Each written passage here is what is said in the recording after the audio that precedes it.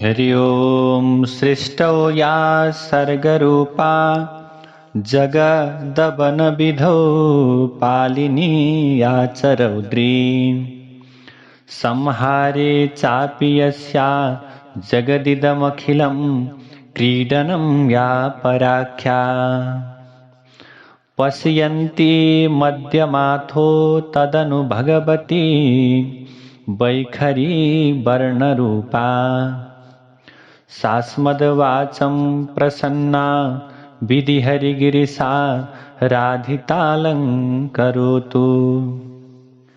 सर्वचैतन्यरूपां ताम् आद्यां विद्यां च धीमहि बुद्धिं यानः प्रचोदयात्। श्रीमद् देवी भागवत महापुराण को प्रथम स्कंद को 10औं अध्यायमा ऋषिहरूले प्रश्न गर्नुभयो। सुतं पूर्वं त्वया प्रोक्तं व्यासेनामित तेजसा कृत्वा पुराणमखिलं शुकायाध्यापितं शुभम। ऋषिहरूले भन्नुहुन्छ, हजुरहरूले हामीहरूलाई असीम तेज भएका व्यासले कल्याणकारी पुराणहरूको रचना गरेर सुकदेव स्वामीलाई पढाउनुभयो भन्ने कुराको रहस्य बताइसक्नु भएको छ।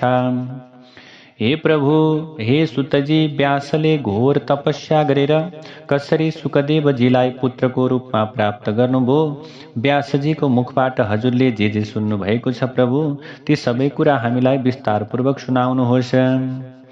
यसरी 28,000 ऋषिहरूले प्रश्न गरिसकेपछि सुतजी महाराजले भन्नुहुन्छ, सत्यवतीका छोरा व्यासजीबाट जसरी योगीराज महामुनि सुकदेव पैदा हुनुभयो त्यस विषयमा एउटा इतिहास छ। म त्यो इतिहास हजुरहरूका समक्षमा बताउँदैछु।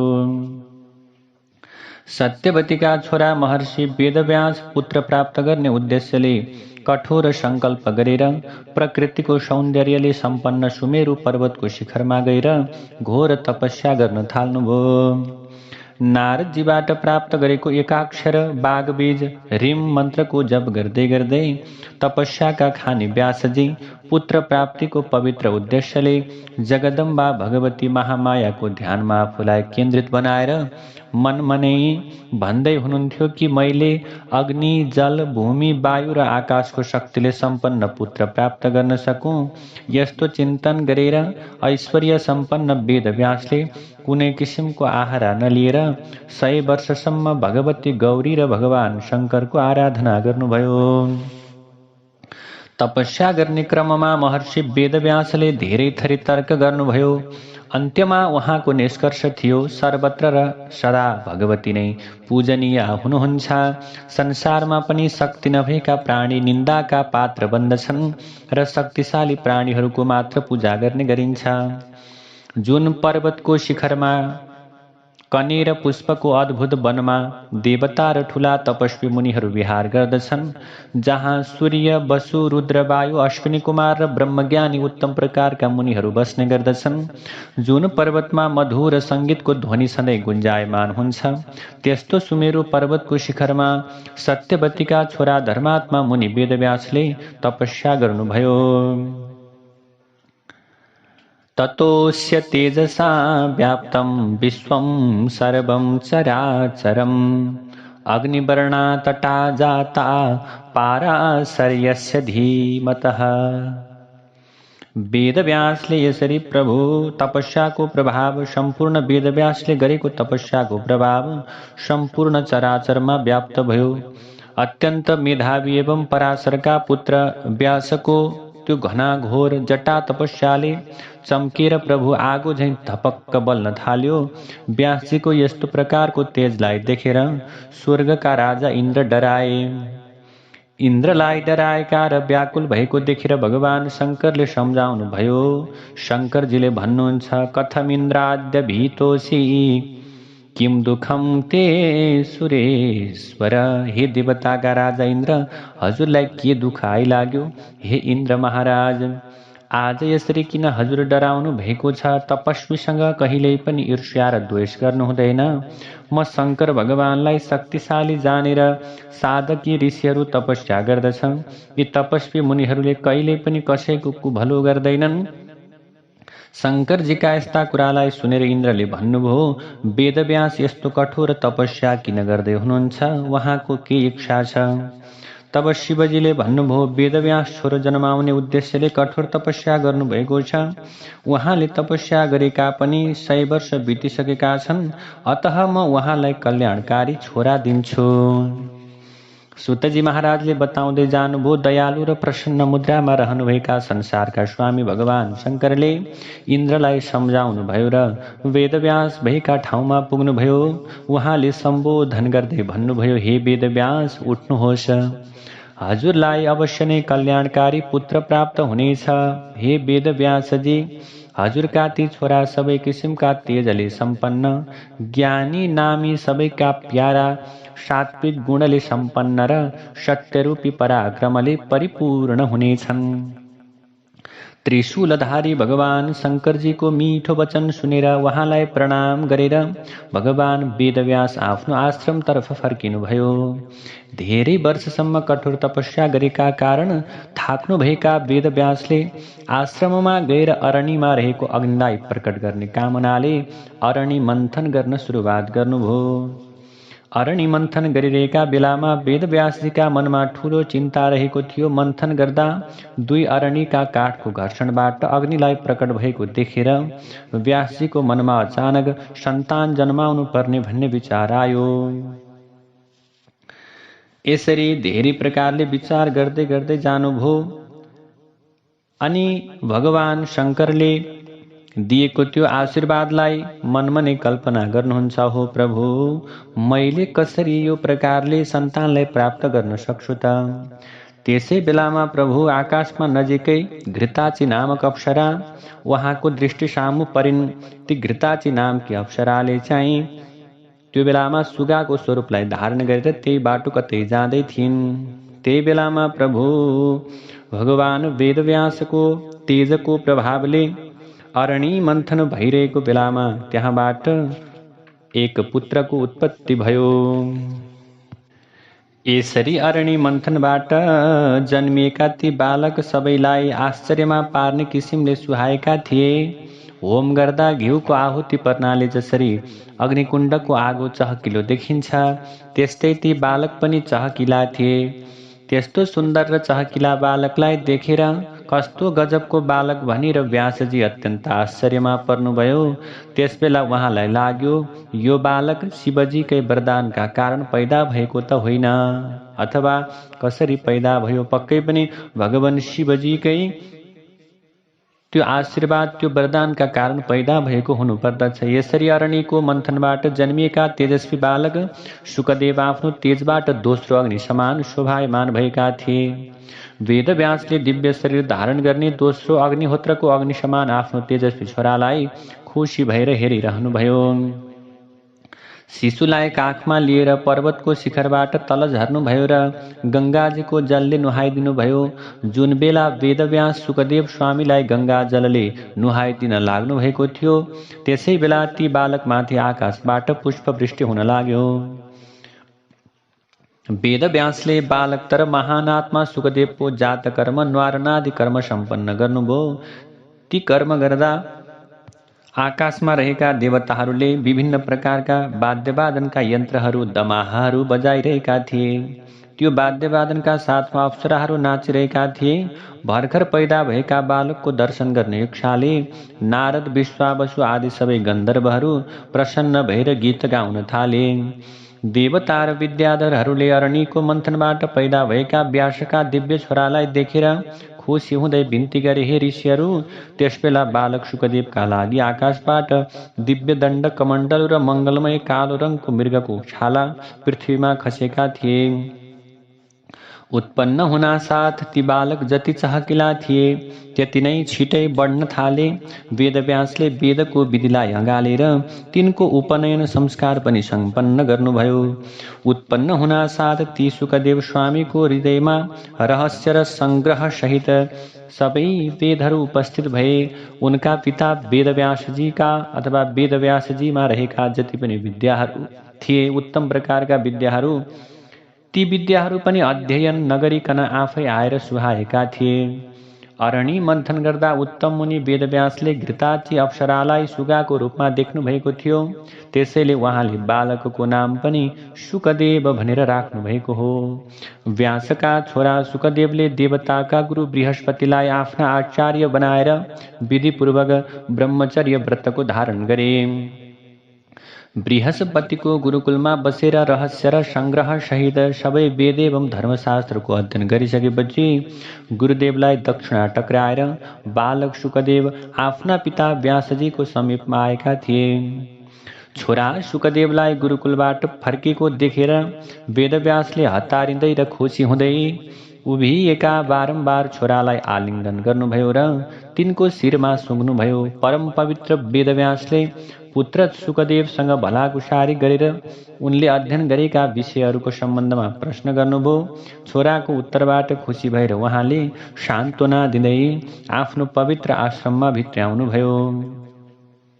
छोरा फर्केपछि वेदव्यासको मनमा उनको सम्बन्धमा कुरा खेल्न थाले। प्रभु, एक दिन परम तेजस्वी वेदव्यासले छोरा सुकदेवसँग कुनै सुन्दर मुनिकन्यासँग विवाह गर्ने विषयमा चर्चा गर्नुभयो। बाबु, हे सुकदेव, तिमी सबै वेद र धर्मशास्त्रको राम्ररी अध्ययन गरेका छौ, तिमी धेरै बुद्धिमानी पनि छौ। त्यसैले बाबु, अब तिमीले विवाह गर्नुपर्छ, गृहस्थ धर्ममा रहनुपर्छ। गृहस्थाश्रममा रहेर देवता र पितृहरू सबैलाई खुसी तुल्याऊ। बाबु, हे छोरा, मुनिकी सुन्दर सुकुमारी छोरीलाई धर्मपत्नीका रूपमा स्वीकार गरेर मलाई पनि पितृ ऋणबाट मुक्त गराऊ। बाबु, पुत्र नभएका मानिसको गति हुँदैन, त्यसैले स्वर्ग पनि सन्तान नभएका व्यक्तिलाई प्राप्त हुँदैन। हे बाबु, त्यसैले तिमीले गृहस्थ आश्रममा प्रवेश गर्नुपर्दछ। हे बाबु सुकदेव, गृहस्थलाई स्वीकार गरेर तिमीले मलाई पनि खुसी तुल्याऊ। तिमीले यसो गर्यौ भने हे बुद्धिमान छोरा, तिमीले मेरो आशा पूरा गराउनेछौ। हे छोरा, ठुलो तपस्या गरेर मैले तिमी जस्तो राम्रो सुन्दर छोरा पाएको छु। हे अत्यन्त बुद्धिमान बाबु, तिमी देवता जस्तै छौ। अब मलाई तिमीले राम्ररी सुरक्षित गर्नुपर्दछ। हे ऋषिहरू, आफ्ना पिताले विवाह गर्नुपर्दछ भन्ने कुरा बताउँदा त्यही नजिकै उभिएका सुकदेवले गृहस्थ धर्मप्रति आसक्त भएका आफ्ना पिता वेदव्यासलाई भन्न थाल्नुभयो। सुकदेव स्वामीले भन्नुहुन्छ, किं त्वं वदसि धर्मज्ञ वेदव्यास महामते, तत्त्वेन साधिशिष्यं मां त्वदाज्ञां करवाण्ड्यलम। हे पिताजी, हे धर्मज्ञ, हे वेदव्यासजी, हे पूजनीय पिताजी, हजुरले मलाई कस्तो उपदेश दिँदै हुनुहुन्छ। म शिष्य हुँ, मलाई हजुरले तत्त्वज्ञानको उपदेश दिनुपर्दछ। त्यसपछि मैले हजुरको आज्ञालाई पालन गर्नेछु। त्यसपछि वेदव्यासले भन्नुभयो, हे बाबु, तिम्रै लागि मैले सैकडौँ वर्ष दुःख पीड सहेर जुन तपस्या गरेँ, जसरी मैले भगवान भोलेनाथको आराधना गरेँ, त्यसकै परिणाम स्वरूप आज तिमी मेरो छोरा भएर पैदा भएका छौ। म तिम्रो गृहस्थ जीवन सञ्चालन गर्नका लागि कुनै राजासँग मागेर प्रचुर धन सम्पदा तिमीलाई दिनेछु। हे बुद्धिमान छोरा, तिमीले अत्यन्त उत्तम जवानी प्राप्त गरेर दाम्पत्य जीवनको सुख प्राप्त गर। बाबु, यो कुरालाई सुनिसकेपछि प्रभु सुकदेवले फेरि प्रश्न गर्नुहुन्छ आफ्नो पिताजीलाई, किम सुखम मानुषे लोके ब्रूहि तात निरामयम्, दुःख विद्धम सुखम प्राज्ञा न वदन्ति सुखम किला। हे पिताजी, हजुरले मलाई यस्तो कुरा बताउनुहोस् कि यस मनुष्य लोकमा कुनै पनि विपत्ति नआउने कोही मानिस छ? कसलाई सुख छ? बुद्धिमान मानिसहरू दुःखसँग रुमल्लिएको सुखलाई कहिले पनि सुख भन्दैनन्। पिताजी, युवती पत्नी प्राप्त गरेपछि अथवा भनौँ मैले गृहस्थ धर्ममा प्रवेश गरेपछि म गृहस्थ धर्ममै भुल्नेछु। अब हे पिताजी, गृहस्थ धर्ममा रहेर पनि मैले कसरी सुख प्राप्त गर्नेछु र? हे पिताजी, फलाम वा काठको पिञ्जरामा परेको मानिस कुनै दिन छुट्न सक्छ, तर गृहस्थ धर्ममा प्रवेश गरिसकेपछि पारिवारिक जन्जालमा म रुमलिनेछु। त्यो बन्धनबाट म मुक्त हुन सक्ने छैन। हामी बाहिरबाट शरीरलाई राम्रो देख्छौँ, गहना र राम्रा लुगा लगाउँदा यो शरीर अझ राम्रो देखिन्छ, तर भित्रबाट मलमूत्र भरिएको छ। त्यस्तै गरी हे पिताजी, यो संसार पनि त्यस्तै छ। अद्भुत आत्माको आनन्दको सुखलाई छाडेर म विष्टा र मलमूत्रले भरिएको शरीर यसमा गर्व नगरिकन अथवा भनौँ यो शरीरको घमण्डलाई त्यागेर म त केवल भगवानको आराधना गर्न चाहन्छु। मैले अङ्ग उपाङ्गसहित वेदहरूको अध्ययन गरेको छु र मैले थाहा पनि पाएको छु वेदहरू कर्म मार्गका प्रवर्तक हुन्। मैले बृहस्पतिलाई गुरुको रूपमा पाएँ। मेरा गुरु बृहस्पति पनि गृहस्थकै प्रपञ्चको सागरमा डुब्नु भएको छ। मेरा गुरुको हृदयमा पनि अज्ञान र अविद्याले ग्रस्त छ। अतः उहाँको अथवा भनौँ उहाँले मेरो उद्धार कसरी गर्न सक्नुहुन्छ जबकि गुरु नै गृहस्थ धर्ममा लिप्त भइरहनु भएको छ। जस्तै कुनै रोगी वैद्यले अरू रोगीको उपचार गर्न सक्दैन। जो आफै ठिक छैन उसले अरूको कसरी उद्धार गर्न सक्छ र पिताजी? त्यसै गरी मोक्ष एवं परम आनन्द चाहने म जस्ता शिष्यको गृहस्थीको प्रपञ्चमा डुब्नुभएका मेरा गुरु बृहस्पतिले उपचार गर्न सक्नुहुन्न। उहाँसँग सङ्गत गरेर आत्माको आनन्द प्राप्त गर्न खोज्नु विडम्बना नै हुनेछ पिताजी। त्यसैले बृहस्पति गुरुबाट मैले आत्मज्ञान पाउन सक्दिनँ भन्ने सोचेर उहाँलाई नमस्कार गरेर हजुरको समक्षमा आएको छु। हे पिताजी, अब हजुरले नै मलाई तत्त्वज्ञानको उपदेश दिएर मेरो रक्षा गर्नुहोस्, किनकि म संसारलाई सर्प बराबर ठान्दछु र त्यसले टोक्दछ कि भन्ने भयले साह्रै आत्तिएको छु। यस डरलाग्दो संसार चक्रमा प्राणीहरूलाई आफ्नो कर्म अनुसार विभिन्न जुनी लिएर जन्मने मर्ने गर्नुपर्दछ। जसरी आकाशमा ताराहरू र नक्षत्रहरू आफ्नो आफ्नो रेखामा घुमिरहेका हुन्छन्, जसरी सूर्यनारायणलाई दिनरात विश्राम गर्ने मौका मिल्दैन, त्यसरी नै संसारका मानिसहरू जन्म र मृत्युको चक्रमा परिरहेका हुन्छन्। हे पिताजी, संसारका मानिसहरू मैले धेरै पढेँ भन्छन्, वेद एवं धर्मशास्त्रका कुरा गर्छन्, तर व्यवहारमा संसारकै मोहजालमा फसिरहेका हुन्छन्। शास्त्रको ज्ञान र गुरुकृपा पाएर पनि जुन मानिस इन्द्रियको सुख पाउन लालायत भइरहन्छ तीभन्दा ठुला मूर्खहरू को नै हुन सक्छन् र पिताजी? पढेर पनि इन्द्रियको सुखमा लालायत हुने मूर्खहरूलाई पशु जस्तै मान्नु पर्दछ। अत्यन्त दुर्लभ मानिएको मानिसको शरीर पाएर वेदादि शास्त्रहरूको अध्ययन गरेर पनि मानिस यदि संसारकै चक्रमा फसिरहन्छ भने वेद नपढेका र शास्त्र नजानेका मूर्खहरू कसरी बन्धनबाट मुक्त हुन सक्छन्? आज मलाई विचार गर्दा अचम्म लाग्छ कि पत्नी, पुत्र र परिवारको बन्धनमा परेको मानिसलाई केही मूर्खहरू अथवा यस्ता प्रकारले गृहस्थ धर्मको अथवा सांसारिक यो माया मोहमा फसिरहेका व्यक्तिलाई कसरी सुन्दर मान्न सकिन्छ र? त्यसैले पिताजी, घरलाई गृह भन्ने गरिन्छ। गृहको अर्थ तान्ने तत्त्व हो। घरले मानिसहरूलाई तानेर फसाउने भएकै कारण त्यसलाई गृह भनिएको हो। यस्तो मायाको बन्धन भएको घरबाट कहाँ सुख पाइन्छ र पिताजी? म त गृहस्थ धर्म गर्दिनँ, त्यसैले म चाहिँ गृहस्थ धर्मबाट डराएर भाग्न चाहन्छु। आफ्ना पिताले अत्यन्त गृहस्थ धर्ममा प्रवेश गर भनेर वेदव्यासजीले अनुरोध गर्नुहुन्छ, तर सुखदेव स्वामीले यस्तै तर्कहरू गरेर म चाहिँ गृहस्थ धर्म गर्दिनँ पिताजी भन्नुहुन्छ। त्यसपछि प्रभु व्यासले भन्नुहुन्छ, बाबु, घर बन्धनमा पार्ने अड्डा होइन, बन्धनको कारण पनि होइन। हेर बाबु, गृहस्थ धर्म भनेको बन्धन होइन। जुन मानिस मनबाट नै बन्धन मुक्त हुन्छ भने त्यो मानिस गृहस्थ आश्रममा रहेर पनि मुक्त मानिन्छ। जसले न्यायको बाटोबाट धन सम्पत्ति कमाउँछ, शास्त्रले बताएका कर्महरूलाई विधिपूर्वक सम्पन्न गर्दछ, पितृश्राद्ध एवं देवताका यज्ञ सम्पन्न गर्दछ, सधैँ सत्य बोल्दछ र शरीर, मन एवं आत्माले पवित्र रहन्छ, त्यो मानिस घरमा रहेर पनि मुक्त हुन्छ बाबु। ब्रह्मचारी, सन्यासी, वानप्रस्थी र व्रती यी सबै मानिस मध्याह्न कालपछि आफ्नो पेटको क्षुधा मेटाउन गृहस्थकै घरमा जान्छन्। ती गृहस्थको घरमा गइसकेपछि धर्ममा आस्था राख्ने गृहस्थले श्रद्धाका साथमा मिठा वचन बोल्दै आफ्नो घरमा आएका सबै अतिथिहरूको सत्कार गर्दछन् र अन्न एवं भोजन दिएर उपकार गर्दछन्। गृहस्थ आश्रमभन्दा ठुलो कुनै आश्रम देखिएको र सुनिएको छैन बाबु। वशिष्ठ आदि आचार्य र तत्त्वका ज्ञाताहरूले पनि गृहस्थ आश्रमको महिमा बुझेर त्यसको आश्रय लिएका हुन्। हे बाबु सुखदेव, वेदले बताएको कर्म गर्ने गृहस्थका लागि कुनै पनि वस्तु दुर्लभ हुँदैन। भनाइको तात्पर्य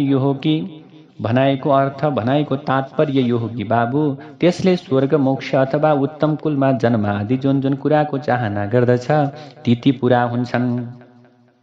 धर्मका ज्ञाताहरूले एउटा आश्रममा अर्को आश्रममा क्रमशः एउटा आश्रमबाट अर्को आश्रममा क्रमशः जानुपर्दछ भनेर भनेका छन्। त्यसैले निरालस्य भएर तिमीले यो आलस्यलाई यो शङ्कालाई त्यागेर तिमीले गृहस्थ धर्ममा प्रवेश गरेर गृहस्थी जीवनलाई अँगालेर आफ्नो कर्तव्य पुरा गर। हे धर्मका ज्ञाता बाबु, छोरा देवता पितृ एवं आफ्नो आश्रममा नरहेका व्यक्तिहरूलाई सुखी र सन्तुष्ट तुल्याएर छोरा जन्माएर छोरालाई पनि गृहस्थ आश्रममा प्रवृत्त गराइसकेपछि आफूले गृह त्याग गर्नुपर्दछ। त्यसपछि तपोवनमा गएर उत्तम प्रकारको व्रत लिनुपर्दछ।